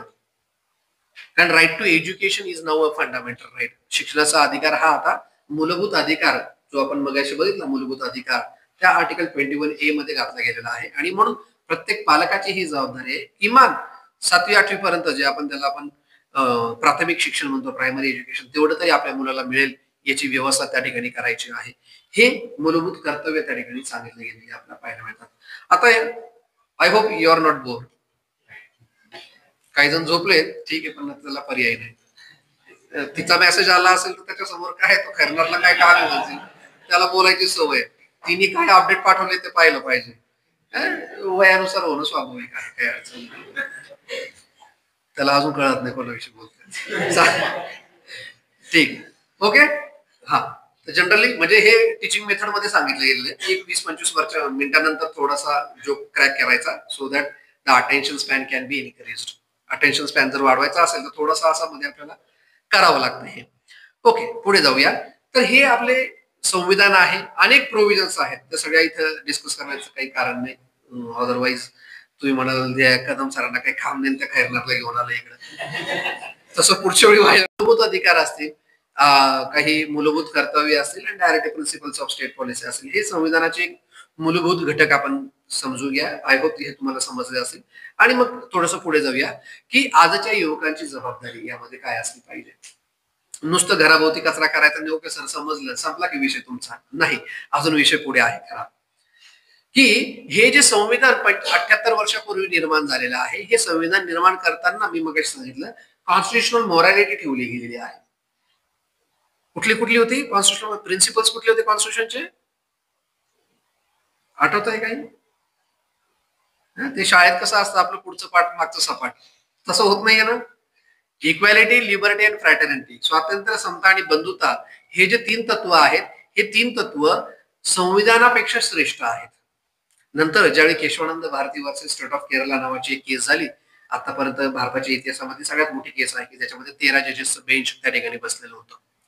आणि ह्या केसमध्ये सांगण्यात आलं की एक वेळेस तुम्ही संविधान मोडलं तरी चालेल, एक वेळेस संविधानाचे प्रोव्हिजन्स देखील तुम्ही विकून खाल्ल्या तरी चालतील, मात्र संविधान ज्या तत्वांवर आधारित आहे ते तत्व तुम्हाला मोडता येणार नाही. त्या तत्वांना नाव दिलं बेसिक स्ट्रक्चर किंवा बेसिक फीचर्स, संविधानाचे मूलभूत घटक असं नाव त्या ठिकाणी दिलं गेलं. आणि हे बेसिक स्ट्रक्चर्स कोणते कोणते आहेत असं विचारलं गेलं आणि मग त्यावेळी सुप्रीम कोर्टाने सांगितलं हे वेळ आल्यानंतर वेळोवेळी आम्ही सांगू. आणि मग काही केसेसमध्ये त्यांनी सांगितलं की प्रिअम्बल मध्ये जे काही दिलेले तत्व आहेत हे संविधानाचे मूलभूत तत्व आहेत. काय काय आहे त्याच्यामध्ये, तर भारत कसा आहे तर सोशल, सॉव्हरीन, सोशलिस्ट, सेक्युलर आणि डेमोक्रेटिक. भारताचं नेचर कसं आहे तर भारत कसा आहे तर पहिली गोष्ट भारत हा सॉव्हरेन आहे.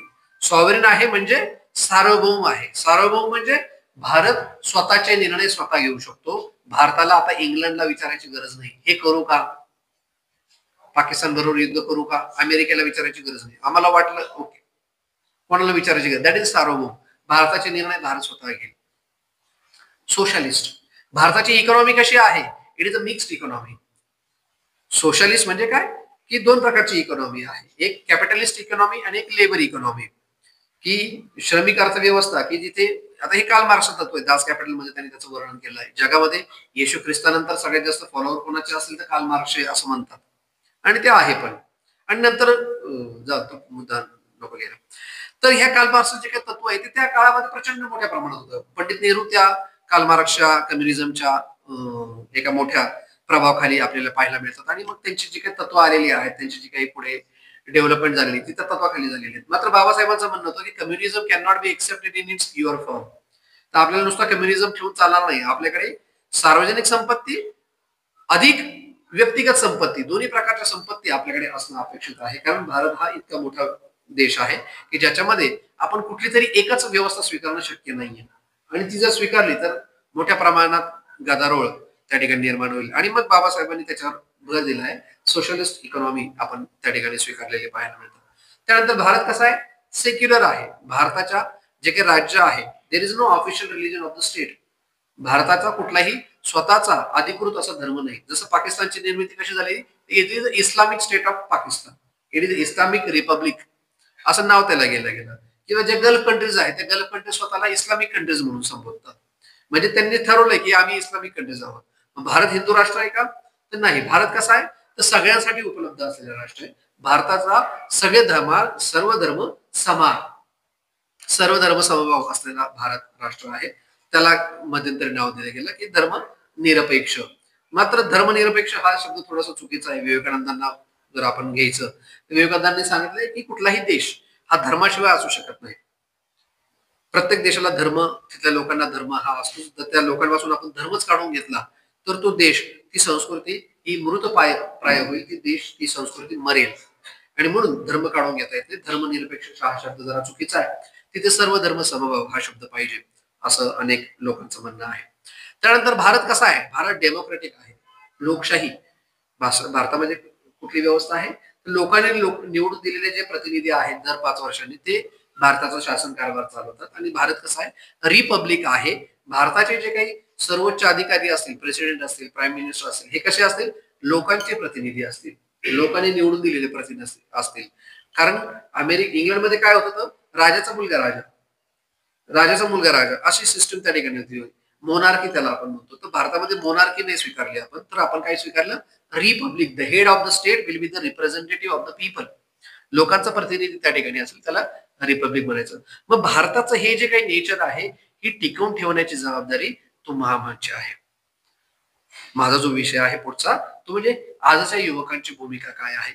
जर आपण हे चांगलं संविधान समजून घेतलं, मी म्हणत नाही की खूप पाठ करा, तर ज्या मूल्यांवर आधारित आपला समाज आहे, ज्या मूल्यांवर आधारित आपलं संविधान आहे, ती मूल्य मला प्रिझर्व करता येतील का, संवर्धित करता येतील का, जोपासता येतील का, एवढं फक्त आपण बघायचं आहे. आधी प्रत्येक घरामध्ये संध्याकाळी 7 वाजता दिवे लागणी व्हायची. दिवे लागण्याची वेळ झाली, घरात दिवाबत्ती लावा, शुभम करोती म्हणा. म्हणजे काय तर संस्कार घराघरामध्ये दिले जात होते. आज आपण बघतोय संस्कारांचं वाटोळ झालेलं आहे.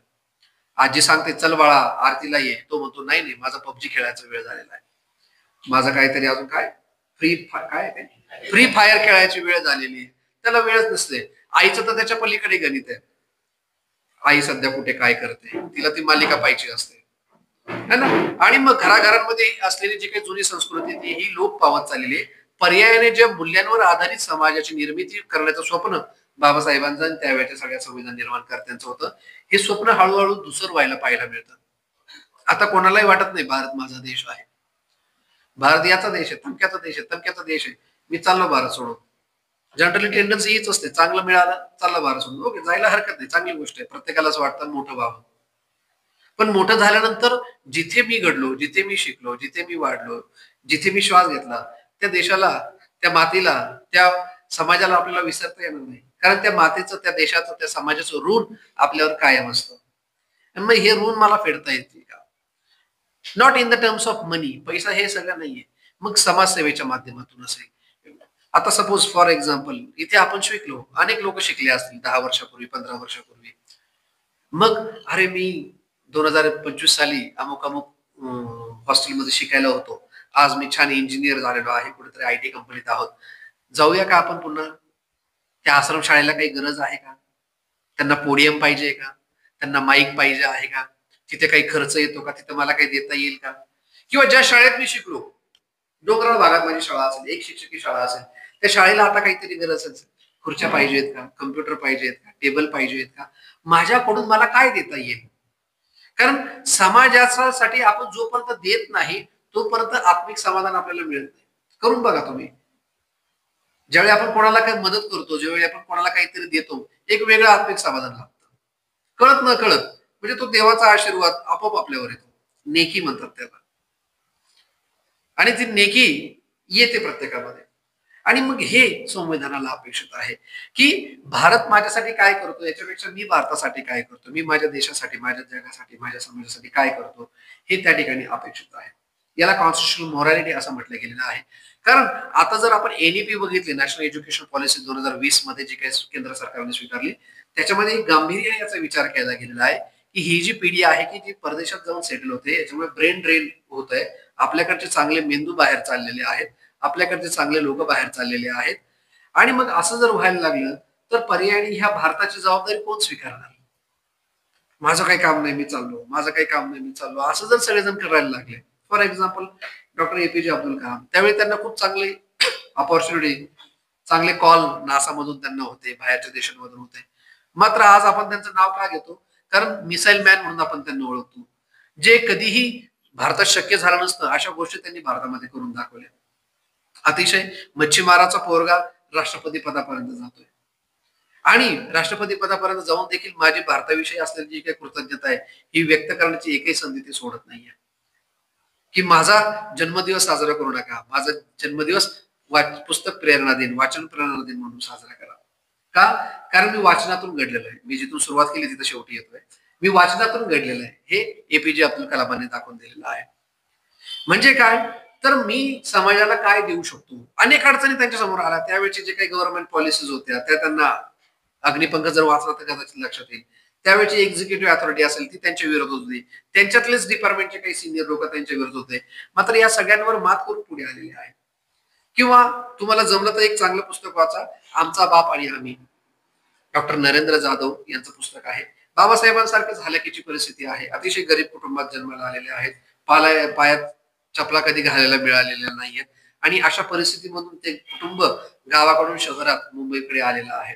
आणि मग तिथे स्वतःचं शिक्षण घेत घेत मुंबई विद्याचे कुलपती, कुलगुरू, पुणे विद्यापीठाचे कुलगुरू, आणि आता भारताचे आंतरराष्ट्रीय आर्थिक सल्लागार म्हणून IMF मध्ये काम करतायत. किंवा आताही अनेक समित्यांवर, जी आता NEP ची समिती केलेली आहे त्याच्यावर अवलंबून आहे, त्रिभाषा सूत्री समिती आहे त्याचे जे अध्यक्ष आहेत, त्यांचं ते पुस्तक वाचा.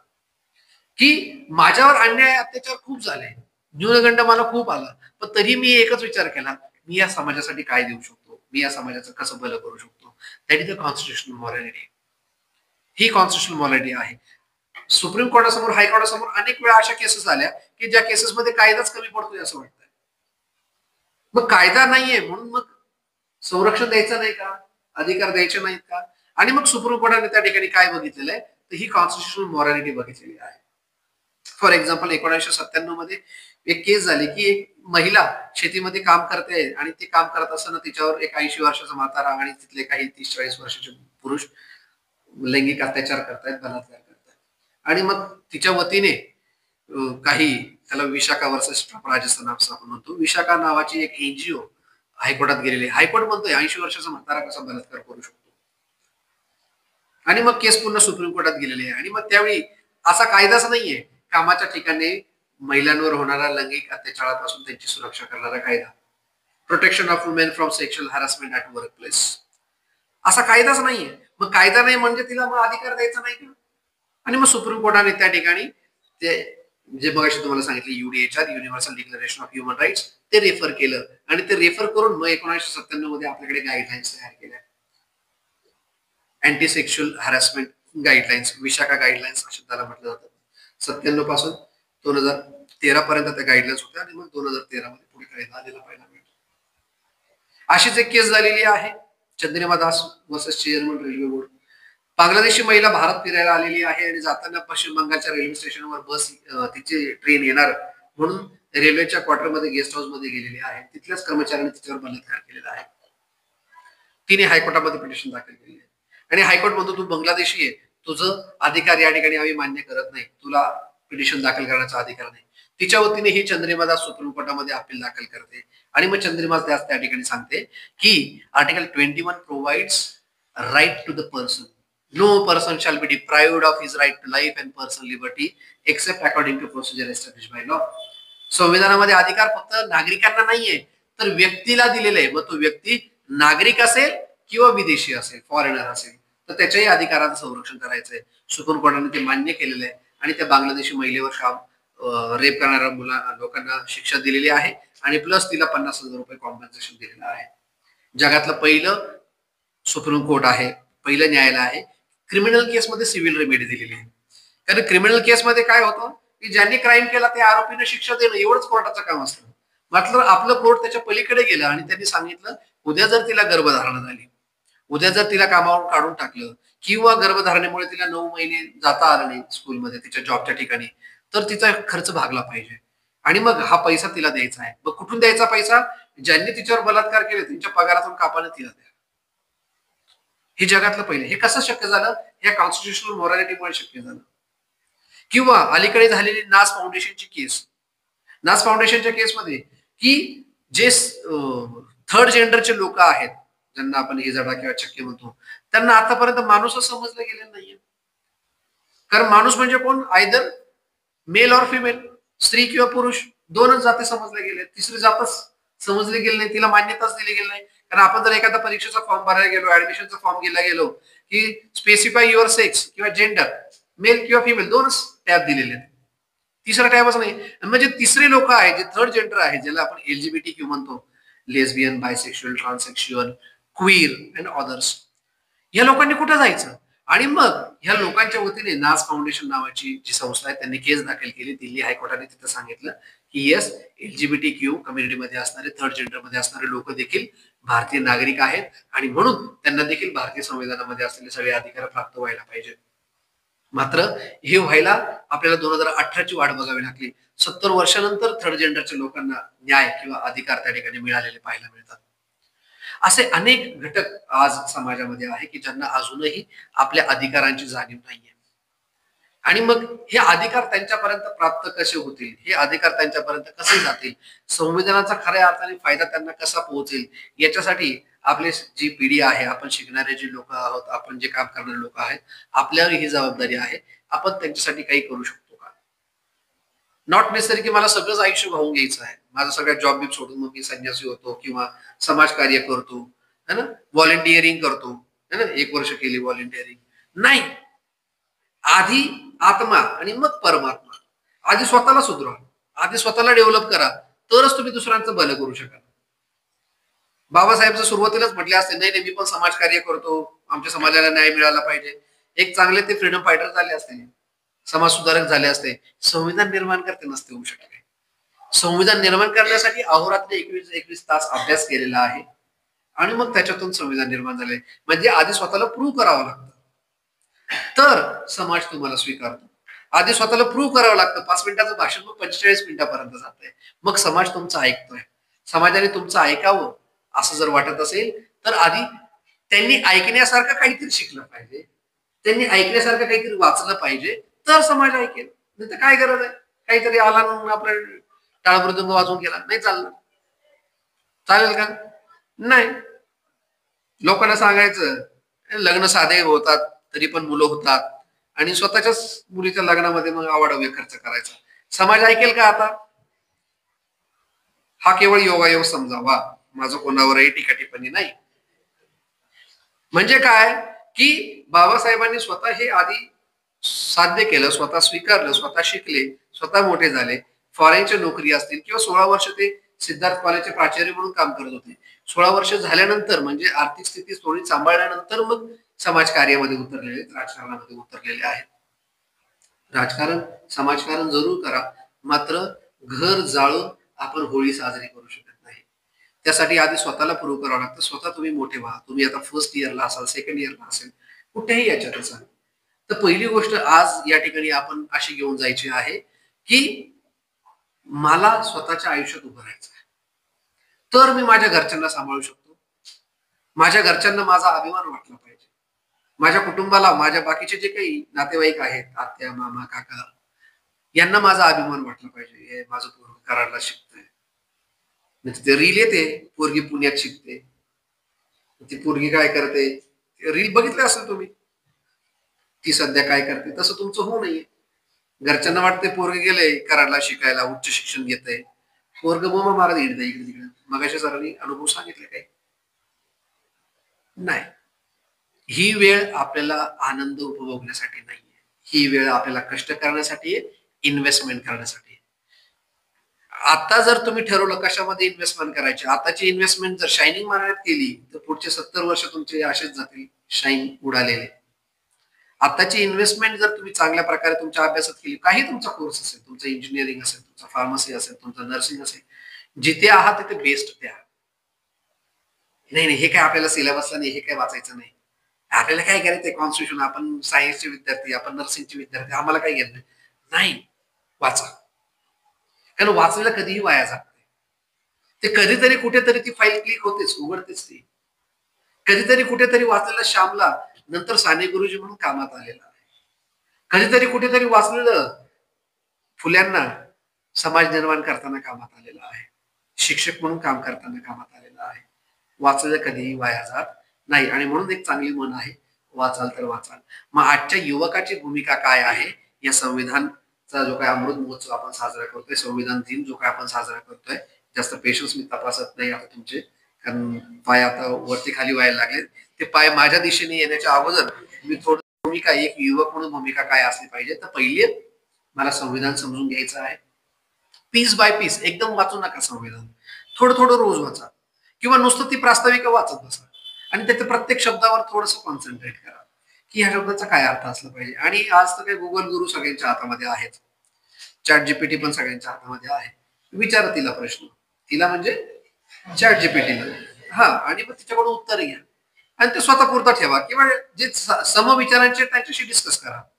जे समविचाराचे नाहीये त्यांच्याशी डिस्कस करायला जाऊ नका, ते येड्यात करतील. तुला काय काम आहे, तो खैरनार आला, लेक्चर देऊन गेला, तू कुठे बोंबलत बसला त्याच्या मागे, नाही तिकडे चल गाठावर. चर्चा कोणाशी करावी, जे समविचारी लोक आहेत त्यांच्याशी चर्चा करावी. बाकीच्या लोकांशी चर्चा करायला जायचं नाही, ते तुम्हाला येड्यात काढतील. आणि अशा लोकांशी डोकं पण लावायला जायचं नाही, कारण ते येडेच आहेत. की ज्याला थोडंफार कळतं, ज्याला थोडंफार समजतं, त्याच्याशी ठीक आहे चर्चा करणं हरकत नाही. पण ज्याला काहीच कळत नाही, ज्याचा काही संबंध नाही या गोष्टीशी, त्याच्याशी भांडण करायला जायचं नाही, नाही तर आपण मूर्ख ठरतो. आणि ह्या विद्यार्थी दशेत ही वेळ फार महत्वाची असते, आणि ह्या अनावश्यक गोष्टींमध्ये वेळ जाते. याचा अर्थ आयुष्य एन्जॉय करायचं नाही काय, करा. कधी कधी गझल म्हणा, कधी कधी गाणी म्हणा, कधी ते पण पाठ करा, कधी छान वेगळ्या सुहास शिरोळकरांच्या कथा ऐका, दुनियादारी वाचा. वाचली का नाही दुनियादारी, वाचली का? पिक्चरच बघितला? पिक्चर बघा, तो छानच आहे, पण पिक्चर पेक्षा जर जास्त आनंद घ्यायचा असेल तर दुनियादारी वाचा सुहास शिरोळकरांची. काय कॉलेज लाईफ जगायचं, त्याच्यातून शिकायचं. आपण कसले कॉलेज लाईफ जगतो, आपण काहीच होत नाही, ना इकडचे ना तिकडचे, आपण कुठंच राहतो. तर ते वाचा, दुनियादारी वाचायला सुरुवात करा. आमचा बाप आणि आम्ही वाचायला सुरुवात करा. नसेल तर आमच्या लायब्ररीत थोडेफार असतील, सरांकडून मार्गदर्शन घ्या, सर तुम्हाला प्रोव्हाइड करतील. तर पुस्तक वाचण्यासाठीच असतं, आणि प्रत्येक पुस्तकाला वाचक असतो आणि प्रत्येक वाचकासाठी एक पुस्तक असतं, असा एक नियमच आहे लायब्ररीचा. अर्थात आमची लायब्ररी घेण्याच्या आधी आमच्या प्राचार्यांची परवानगी घ्या, तो भाग वेगळा. परंतु ते वाचा. नसेल तर इथं आपल्याला काही करता येईल का? छोटेखानी लायब्ररी, एखादं छोटस पुस्तक, जुनं पुस्तक आपल्याला इथं जाताना इथंच ठेवून जायचं ऑफिसमध्ये, दुसरे पुस्तक वाचतील, दुसरे मुलं वाचतील, असं काही करता येत आहे का बघा. त्याच्यातून आपल्याला इथली लायब्ररी समृद्ध करता येईल का, जेणेकरून हे जे काही आपलं तारुण्याचं वय आहे, हे जे काही आपलं वय आहे, या वयामधून चांगल्या गोष्टी निर्माण होतील. आणि एक 100% सांगतो, फार विचार करायचा नाही. आईला मग माझं करिअर होईल का, मला बायको चांगली मिळेल का, माझा बंगला होईल का, बिलकुल विचार करायचा नाही. Go with the flow. जशी नदी वाहत जाते, तिला माहित नाही समुद्र किती दूर आहे, मात्र ती वाहत जाते. तसं आपण आपलं आयुष्य वाहत ठेवायचं. पण ती कशी वाहते? जर ती स्वच्छ आणि प्रवाही असेल तर. जर ती साचली तर तिचं डबकं होतं. आणि डबका ही गंगा म्हणून कोणी जात नाही त्याच्यामध्ये स्नान करायला. गंगा ही पवित्र कधी? जेव्हा ती वाहते. तुम्ही समाजाच्या उपयोगाचे किंवा स्वतःच्या उपयोगाचे कधी राहणार? जेव्हा तुम्ही प्रवाही राहणार, वाहत जायचं. खूप लोड घ्यायचा नाही, खूप टेन्शन घ्यायचं नाही. मग अभ्यासच राहिलाय, हेच करूया, मग तेच करूया. कुठलीही गोष्टीचं सक्सेस काय आहे? मंत्र थेंबे थेंबे तळे साचे. कुठलीही गोष्ट अचानक होत नाही. पेपर अचानक डिक्लेअर होत नाही, उद्या पेपर आहे म्हणून. 8 महिने, 8 दिवस, 15 दिवस आधी शेड्यूल आलेलं असतं. मग इतके दिवस बोंबा मारत होता का? नाही. रोज थोडंसं वाचा. शिक्षकांनी वर्गात शिकवायच्या आधी वाचा. शिक्षकांनी शिकवून झालेला आहे, नंतर आल्यानंतर पुन्हा त्याचं मनन करा. 3 जर रिव्हिजन झाल्या तुमचा, तो विसरण्याची काही गरज नाही. आणि ही काय पाठांतर करायची गोष्ट नाही. समजून घ्या. ही आग आहे, तिला हात लावल्यावर चटका बसतो. हे जर मला कोणी समजून सांगितलं तर मी मानणार नाही. हे खोटं बोलतंय. लावा हात, चटका बसला, आता आयुष्यभर विसरणार नाही. ही आग आहे ना, आगीला हात लावल्यावर चटका बसतो. अनुभव घ्या. म्हणजे माहितीचं रूपांतर ज्ञानामध्ये करण्यासाठी एक्सपिरियन्सची गरज असते. अनुभवातून जी माहिती प्रोसेस होते, ती माहिती मग ज्ञानामध्ये रूपांतरित होते. मग काय करायचंय? तर निरंतर वाचन करायचंय. त्या वाचनावर चिंतन आणि मनन करायचंय. मग ते वाचन, ती माहिती आपली ज्ञानामध्ये रूपांतरित होत जाते. हे कधी शक्य होईल? ज्यावेळी मी स्वतःला नेहमी लर्निंग मोडवर ठेवेल, विद्यार्थी म्हणून समजेल. ज्या दिवशी मी समजेल आपल्याला काही घेणं देणं नाही, आपला काही तो प्रांत नाही, त्या दिवशी संपला. त्या दिवशी मग आपण मोठे होण्याची अपेक्षा सोडून द्यायची. आपण मोठे कधी होतो? जोपर्यंत आपण स्वतःला विद्यार्थी समजतो. आपण जोपर्यंत स्वतःला विद्यार्थी समजत नाही, तोपर्यंत आपण मोठं होणार नाही. ज्या दिवशी असं वाटेल की आपलं झालंय, आपल्याला आता इंजिनिअरिंगची डिग्री मिळाली, मी M1, M2, M3 सगळे पास केलेले आहेत, आता मॅथ्स मध्ये मी सुपर झालेलो आहे, संपला. कारण इंटरव्ह्यूला बसलेला जो असतो तो आपल्या पुढचा असतो. आणि मग तो असा प्रश्न विचारतो की आपला सगळा अहंकार, आपली सगळी पदवी, आपलं सगळं वाचलेलं त्या ठिकाणी गळून पडतं. आणि त्यामुळे विद्यार्थी दशेमध्ये जितकं जास्तीत जास्त वाचन करता येईल, चौफेर वाचन करता येईल, तितकं वाचा. चांगली संगत त्याच ठिकाणी असणं फार गरजेचं आहे. अर्थात तुम्ही सगळे चांगल्या संगतीतलेत, नाही तर इतक्या वेळ मला कोणी सहन केलं नसतं, आतापर्यंत निगा म्हटले असते. तुम्ही सगळे चांगलेच आहात, हा मला विश्वास आहे. अजून चांगले व्हावे, चांगलं भविष्य तुमचं घडावं, असं मी बाबासाहेबांच्या चरणी प्रार्थना करतो. मला या ठिकाणी बोलण्याची संधी दिली. जे काही थोडंफार तोडकं मोडकं मला येत होतं ते तुम्हाला सांगण्याचा प्रयत्न केला. खूप क्लिष्ट जर गेलो असतो तर हे आधीच आवर्त घ्यावं लागलं असतं. त्याच्यामुळे तुमच्या वयाच्या अनुषंगाने जे जे मला चांगलं सांगता येईल ते मी सांगण्याचा प्रयत्न केलेला आहे. केलेली सेवा गोड मानून घ्या. काही चुकलं असेल, राहिलं असेल तर माझ्याकडे मला परत द्या. आणि खूप चांगलं सक्सेसफुल आयुष्य तुमचं व्हावं ही या ठिकाणी पुन्हा इच्छा आणि विनंती व्यक्त करतो आणि थांबतो. धन्यवाद.